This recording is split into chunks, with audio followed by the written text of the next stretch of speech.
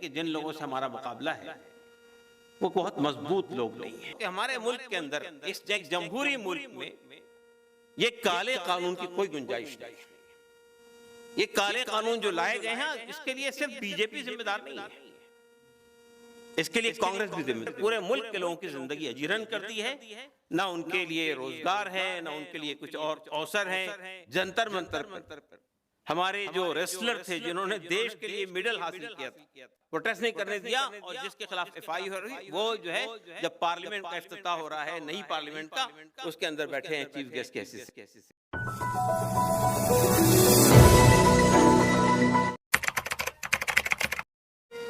Stage पे तशरीफ फरमा प्रोफेसर अपूर्वानंद जी, डॉक्टर जफर इस्लाम खान साहब, मोहम्मद अहमद साहब, मोहम्मद आसिम साहब, दोस्तों और साथियों, ये बात सही है कि आज का प्रोग्राम सिर्फ उमर खालिद के लिए नहीं हो रहा है।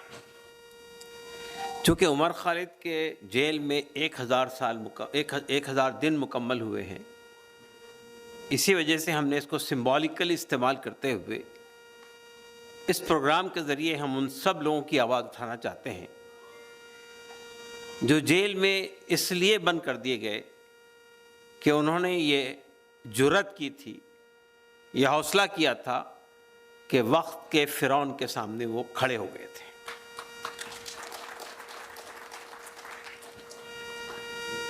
दोस्तों और साथियों, ये कहा जाता है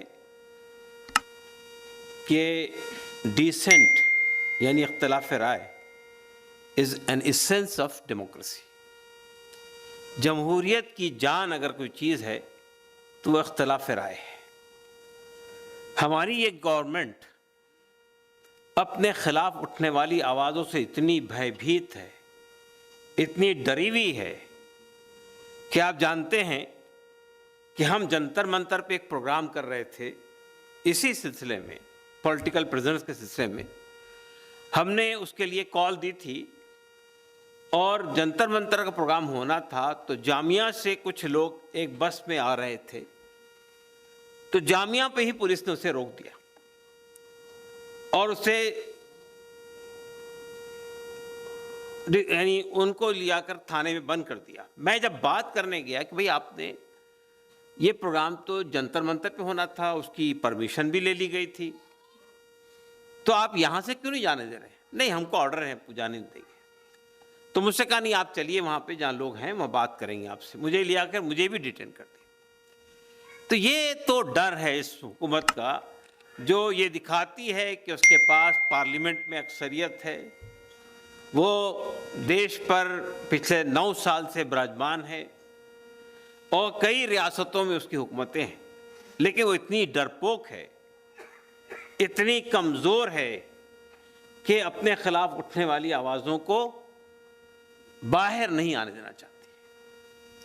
तो इससे आप अंदाज़ा लगा सकते हैं कि जिन लोगों से हमारा मुकाबला है वो बहुत मजबूत लोग नहीं हैं। ये भीमा कोरेगांव जिसकी बात आज हो रही है, ये क्या है? महाराष्ट्र में एक मुकाम है, वहाँ पे हर साल लोग जमा होते हैं और यहाँ के कमज़ोर लोगों ने उस वक्त के मजबूत लोगों के खिलाफ जो आवाज़ उठाई थी और लड़ाई लड़ी थी, उसको सेलिब्रेट किया जाता है। जो लोग पिछले 5 साल से भीमा कोरेगांव के नाम पर गिरफ्तार हैं, उनको क्या कहा गया?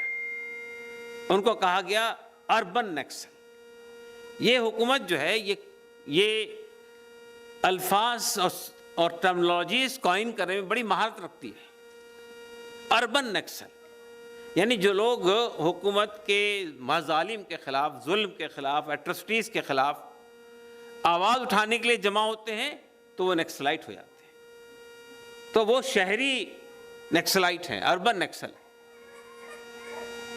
वरावरा राव की बात हुई है, 80 साल के बुजुर्ग कितने दिन तक जेल में बंद रहे। फादर स्टैंड जेल के अंदर ही दम तोड़ गए। सुधा भारद्वाज को बड़ी मुश्किल से बेल मिली, लेकिन अभी भी आनंद तेल तुमले वो भी कई दिन तक जेल में बंद रहे। और फिर अभी भी कई लोग जेल में बंद हैं, जिसमें गौतम नौलखा है और कई लोग हैं। मैं एक बात बताना चाहता हूं कि ये हुकूमत ये समझती है कि जिन लोगों ने आवाज़ उठाई थी, हमारे नौजवानों ने सीएए की लड़ाई लड़ी थी, ये हिंदुस्तान की तारीख की मैं समझता हूं कि सबसे कामयाब मूवमेंट थी, एंटी सीए मूवमेंट। इसलिए कि ये हमारे नौजवानों ने खड़ी की थी, हमारी महिलाओं ने, हमारी औरतों ने खड़ी की थी।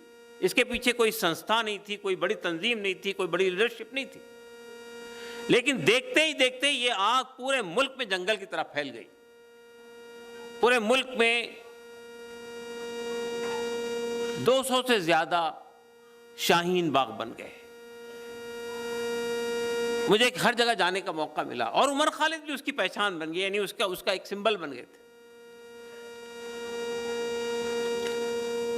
हुकूमत ने, ये जाहिर है कि ये हुकूमत, ये एक पीसफुल प्रोटेस्ट था, Shaheen Bagh protest, CAA anti CAA protest, peaceful protest था। शुरुआत तो की थी मुस्लिम नौजवानों ने, अलीगढ़ के और जामिया के, और हमारी ख़वातीन ने, हमारी महिलाओं ने। लेकिन उसके बाद सिविल सोसाइटी के लोग जुड़ गए थे उसके साथ में, और एक इंक्लूसिव मूवमेंट बन गई थी, और हुकूमत उससे परेशान हो गई थी। कोविड ना आता तो शायद जिस तरह हमारे किसानों ने 1 साल तक लड़ाई लड़के हुकूमत से अपनी बात मनवा ली, तो ये बात भी मनवा ली जाती और ये कानून भी वापस ले लिया जाता।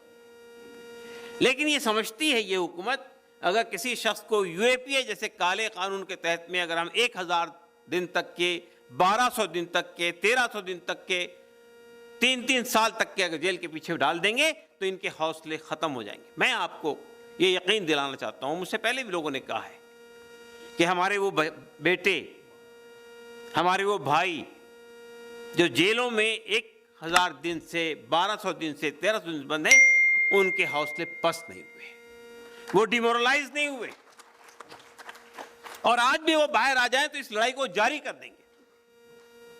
ये इस हुकूमत की सबसे बड़ी नाकामी है, जो ये समझ रही थी कि हम इस तरीके से 2-2 साल, 3-3 साल तक जिन लड़कों को जेल में डालकर, जो एक ख्वाब देख रहे थे अपने भविष्य का, जो ये चांद, जो वो हमारे, देखिए आप ये समझने की कोशिश कीजिए कि ये हमारे मुल्क का के असेट है, सरमाया है। ये टैलेंटेड लड़के, ये पढ़े लिखे लड़के जिन्होंने पीएचडी की है, जिन्होंने बड़ी बड़ी डिग्रियां हासिल की हैं, जो इस मुल्क के लिए कुछ करना चाहते थे, उनको अगर आपने जेल के सलाखों के पीछे ढकेल दिया है कई साल तक के, तो ये आपने देश का नुकसान किया है, ये आपने मुल्क का नुकसान किया है। दोस्तों, साथियों, ये हुकूमत की सबसे बड़ी नाकामी है कि वो इतने सालों तक जेल की सलाखों के पीछे बंद करने के बावजूद भी उन नौजवानों का, उन लोगों का हौसला नहीं तोड़ सकी। दूसरी बात मुझे ये कहनी है कि आज हमारे मुल्क के अंदर जिस किस्म का माहौल बनता जा रहा है कि दाद दीजिए कि हम जी रहे हैं वहां है महाफिज जहां कातिलों की तरह, तो मैं ये कहना चाहता हूं कि हमारे मुल्क के अंदर, इस एक जमहूरी मुल्क में, ये काले कानून की कोई गुंजाइश नहीं है। ये काले कानून जो लाए गए हैं, इसके लिए सिर्फ बीजेपी जिम्मेदार नहीं है, इसके लिए कांग्रेस भी जिम्मेदार है। इसलिए कि ये यूएपीए का कानून तो 1967 में बना था, और आपने ये सुना होगा कि इस कानून को इतना ज्यादा सख्त कब बनाया गया था, जब चिदंबरम साहब इस मुल्क के होम मिनिस्टर थे, जब 26/11 का वाकया हुआ था, और 26/11 के वाकये को बहाना बनाकर उसके अंदर संशोधन करके उसको और ज्यादा सख्त कर दिया गया। यूएपीए बनाया गया था टेररिज्म को कंट्रोल करने के लिए, और आप यूएपीए को अप्लाई कर रहे हैं कॉमन लोगों के ऊपर में, आवाज उठाने वाले लोगों के खिलाफ, डिसेंट यानी इख्तिलाफ राय करने वालों के खिलाफ। और यूएपीए के अंदर सूरत हाल ये है कि आम तौर पे अदालत ये कहती है कि bail is a rule, jail is an exception. Bail मिलनी चाहिए, जेल मिलना जो है, जेल में जाना किसी का वो जरूरी नहीं है, मतलब जेल एक्सेप्शन है। लेकिन आज jail is a rule, bail is an exception हो गया है। तो ये जो यूएपीए का कानून है, ये इसमें सूरत हाल ये कि आम धाराएं लगाई जाती है किसी के ऊपर में, और बेल के लिए अगर आप अप्लाई करते हैं तो आपको ये साबित करना पड़ता है, पुलिस को ये साबित करना पड़ता है कि ये जो आदमी दोषी है, उसको पुलिस को साबित करना पड़ता है अदालत के अंदर बेल में। लेकिन यूएपीए जब लग जाता है तो जिस पे इल्जाम लगाया गया उसको ये साबित करना पड़ता है कि मैं दोषी नहीं हूं। इल्जाम लगाने वाले को नहीं लगाना पड़ता है। 1.5 साल तक के बहस चली अदालत में और एक सेंटेंस में जवाब आ गया, प्राइमा फेसा केस है, बेल रिजेक्टेड।